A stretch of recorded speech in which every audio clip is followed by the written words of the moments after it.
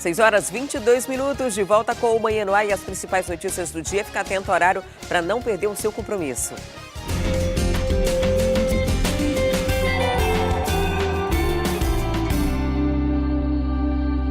Boa parte da população brasileira sofre de calvície ou queda de cabelo. Para tentar solucionar o problema, muitos têm recorrido a medicamentos. Mas, sem o aval de um especialista, essa atitude pode desencadear alergias e até problemas cardíacos. A procura por minoxidil aumentou. A droga é recomendada para quem faz tratamento de calvície e queda de cabelo. Essa medicação ela é usada classicamente para o tratamento de pressão alta. E um dos efeitos colaterais que foi visto justamente foi o surgimento de pelos em outras áreas. Então, mais ou menos em 1983 foi que se começou a pesquisar o uso tópico da medicação para tratamento de calvície. Em 87 mais ou menos foi liberado, por esse efeito colateral da medicação. Porém, o uso de forma errada vem preocupando os profissionais. A grande questão é que é uma medicação vendida de forma irrestrita. O paciente ele pode comprar e pode tanto comprar manipulado quanto pode comprar medicação já pronta.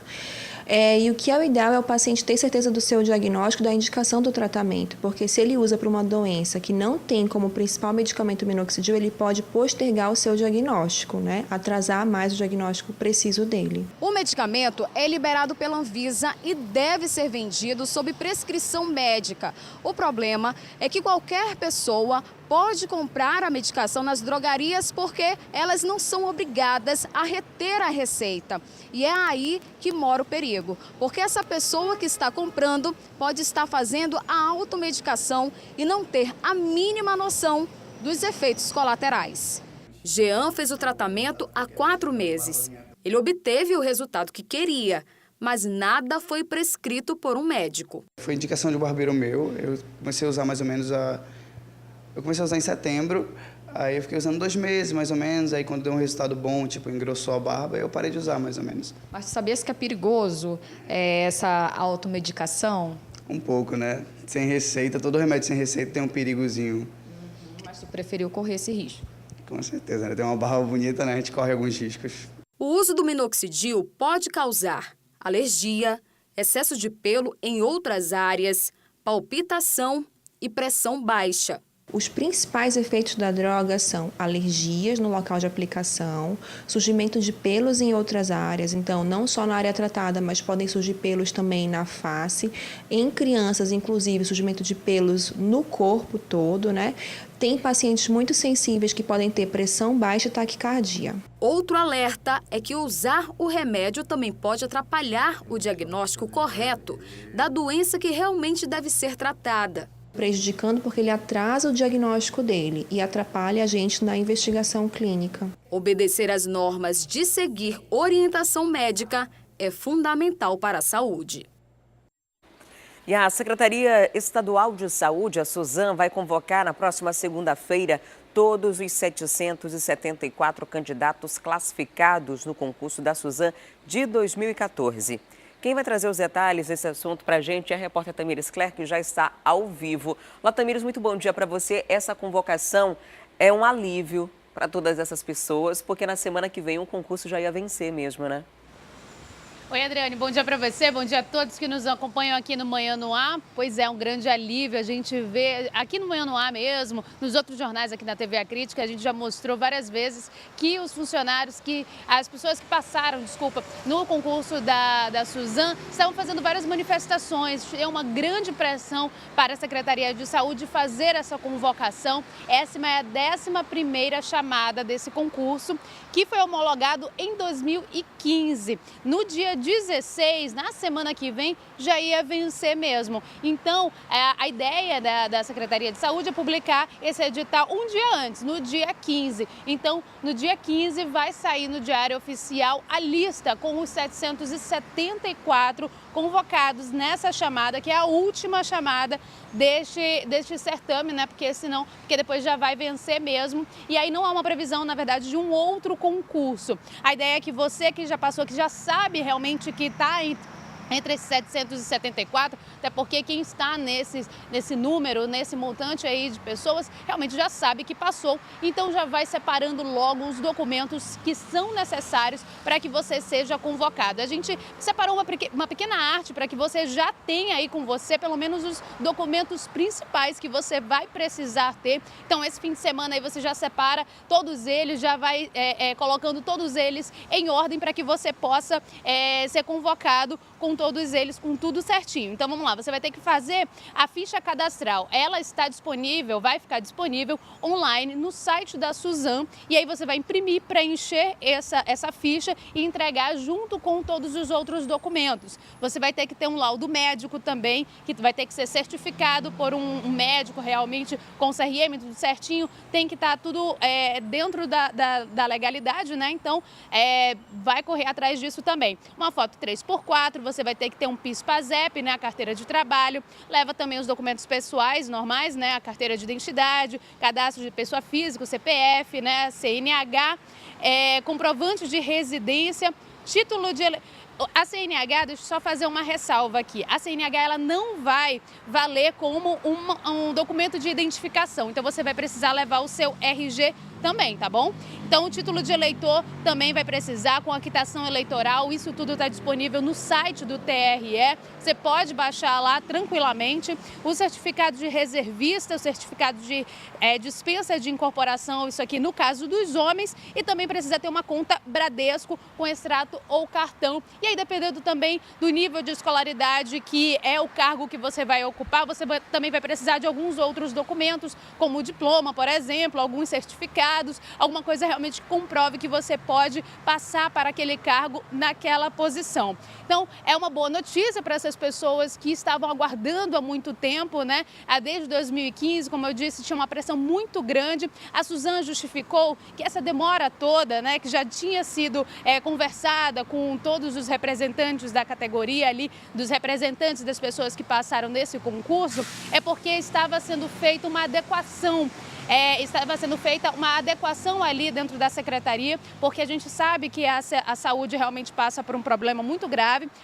O governo diz que já está no limite da lei de responsabilidade fiscal e precisava então fazer alguns ajustes antes de fazer essa convocação, que acabou saindo aí no limite realmente da data de vencimento desse concurso, né? Então a gente já deseja logo boa sorte, todo mundo que vai passar aí para a Suzam já vai logo separando todos esses documentos para começar a trabalhar e, quem sabe, ajudar um pouco também a nossa saúde aqui no Amazonas, né, Adriane? Porque com a convocação desses concursados, é muito provável que em breve as pessoas que trabalham de forma terceirizada desocupem essas vagas, né? Porque tem como locar esses mais de 700 funcionários, futuros funcionários, desde que haja essa retirada de empresas terceirizadas que hoje atuam através de cooperativas, o que é muito justo para quem estudou, para quem se preparou para um concurso público e que está criando essa expectativa há 4 anos de ser convocado, né? Já que o concurso foi realizado em 2014 e agora vai ter essa oportunidade a partir da semana que vem.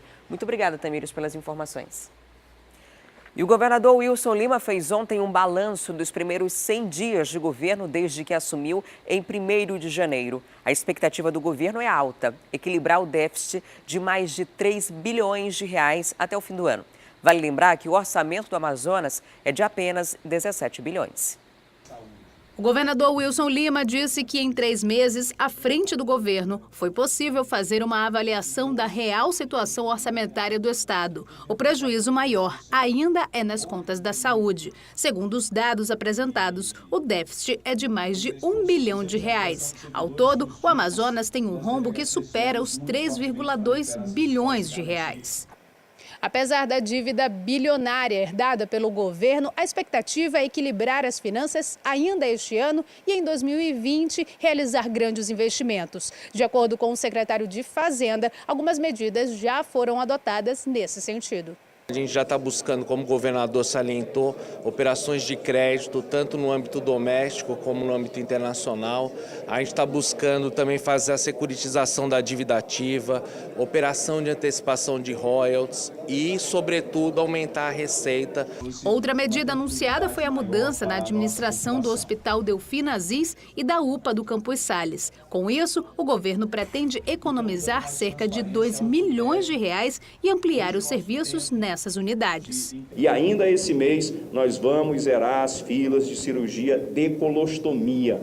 400 pessoas serão operadas lá no Delfim Aziz. Delfim Aziz é um dos melhores hospitais do país, mas infelizmente só estava funcionando 30%. E até o final desse semestre nós vamos colocar o Delfim Aziz funcionando 100%. Com capacidade para 70 cirurgias por dia. Wilson Lima também falou que não há mais atrasos no pagamento dos funcionários da saúde. Sobre o anúncio da greve dos professores, o governador justificou que não pode conceder o reajuste de 15% pedido pela categoria por conta da lei de responsabilidade fiscal. No início do ano, nós já garantimos um reajuste de 9,38% e nós vamos honrar a data base, que é o reajuste dos últimos 12 meses de acordo com a inflação, né, que é 3,93%.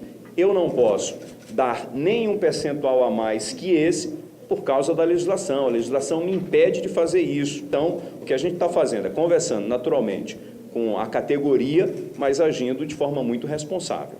Outro ponto discutido na apresentação foi a reforma administrativa. O governo já remanejou secretários e cortou cargos há algumas semanas, mas pretende economizar ainda mais com uma reestruturação completa que deve ser anunciada dentro de alguns dias.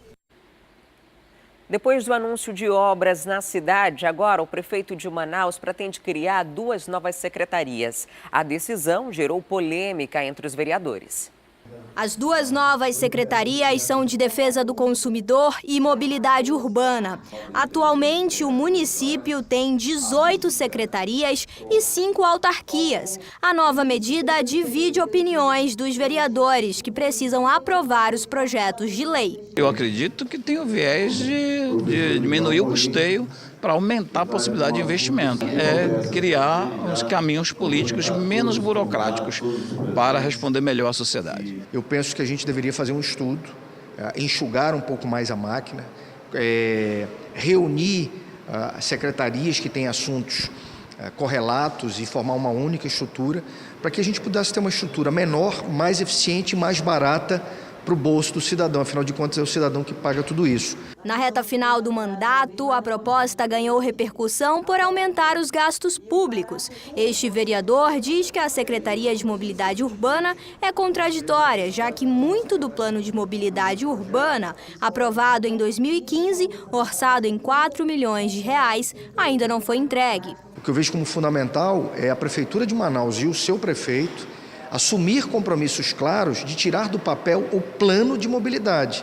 Porque o plano de mobilidade é um conjunto de soluções, de obras, de providências que precisam sair do papel dia após dia, mês após mês, ano após ano, para resolver os problemas de mobilidade na cidade de Manaus. E isso você já pode fazer com a estrutura que tem aí. Um dos projetos de lei para a criação das secretarias já foi enviado à Câmara e não tem prazo para ser votado. Os vereadores esperam pelo segundo projeto. E ontem foi realizada a primeira audiência pública na Câmara Municipal de Manaus para discutir a regulamentação de aplicativos de transporte aqui na capital. Uma das mudanças propostas é que os veículos com mais de 5 anos sejam eliminados do sistema. Olha, o clima por lá não foi dos melhores. Entrada de veículos limitada e segurança reforçada. Do lado de fora da Câmara Municipal, dezenas de motoristas por aplicativos e taxistas se concentravam para acompanhar a audiência. No plenário, muita discussão sobre o projeto de lei que quer regulamentar os aplicativos de transporte. A proposta, encaminhada pelo Executivo, tramita na Casa desde o dia 13 de março. Nós já vamos ouvir aqui algumas sugestões, todos os envolvidos estão sendo representados aqui, tanto aplicativos como os modais que nós temos aqui, taxista, mototaxista, enfim, todos os envolvidos estão aqui. A partir daí, pode ser que o vereador forme também uma opinião sobre isso, ou ele possa obter daí um material para poder apresentar uma emenda. Pela proposta, veículos com mais de 5 anos a contar da data de fabricação não poderão ser cadastrados nos aplicativos. A medida é uma das mais rigorosas se comparadas a outras capitais. Para o representante dos motoristas de transporte por aplicativo, o projeto não é justo com a classe. Porque a população aqui vai ter sanada o direito de escolher. Os aplicativos podem ficar ou não depois dessa regulamentação. Tem essa. Ah, é dinheiro? Não. Se eles colocarem muito empecilho para os aplicativos e para os motoristas, os aplicativos saem.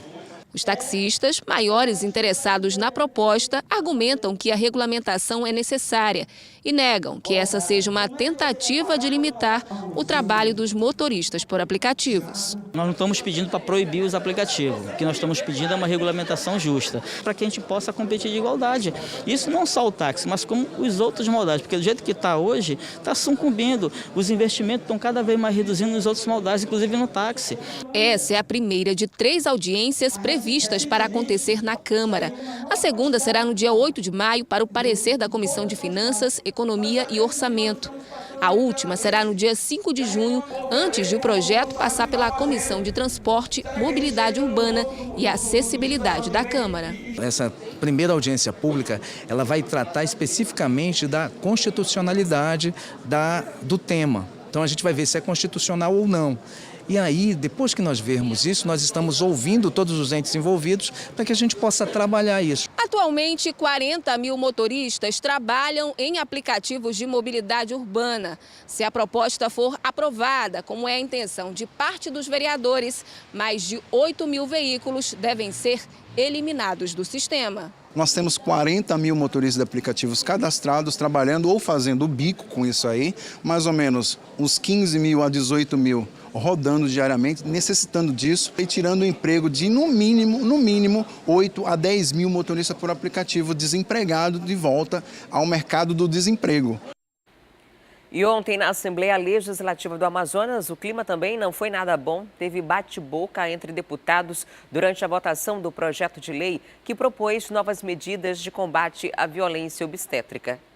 O projeto de lei está na Assembleia desde a semana passada. Foi apresentada uma emenda para incluir outros critérios que caracterizem a violência obstétrica. O texto do projeto segue o modelo já implantado em outros estados. Na verdade, ele caracteriza, informa o que é considerado violência obstétrica, para que a mulher deixe de sofrer, às vezes, violência, inclusive física, violência psicológica, ouvir frases e gracinhas, por exemplo, dentro do hospital. Esta representante de uma ONG que ampara mulheres que foram vítimas de violência acredita que a aprovação da lei pode reduzir o alto número de casos aqui no estado. Há muitos anos que a mulher sofre durante o pré-parto, parto, pós-parto e abortamento, uma série de crimes, e que a partir de agora a gente vai ter um marco legal e dizer que o estado do Amazonas reconhece. Então isso é extremamente importante. E durante a sessão, antes da votação do projeto, uma briga entre a relatora Joana Dark e o deputado Dermilson Chagas fez com que a sessão fosse interrompida e os ânimos precisaram ser acalmados aqui na Assembleia. Quando a deputada Joana Dark, do PR, estava discursando, ela foi interrompida por Dermilson Chagas, do PP, que começou a questionar o projeto. O debate esquentou e, numa forma de provocação, Dermilson começou a jogar beijos para a deputada e quase terminou em pancadaria.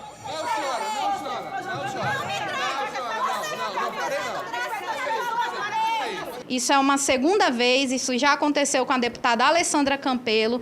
É muito feio quando um homem, de forma totalmente machista, ele quer impedir uma mulher que no seu tempo regimental e depois de ter dado a fala para ele e ter ficado calada escutando ele falar, ele tenta atravessar e querer ganhar no grito. Um erro de comunicação, apenas isso, onde eu fiz uma defesa referente à situação plenária, à relação conjuntura e nada mais, né?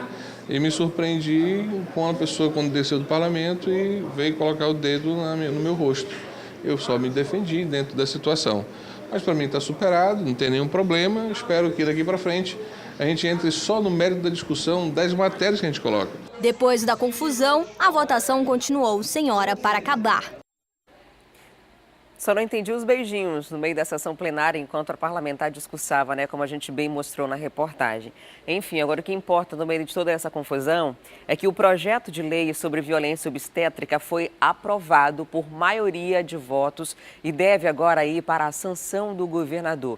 Sobre a confusão entre os deputados, a presidência da casa não se pronunciou até o fechamento desta edição.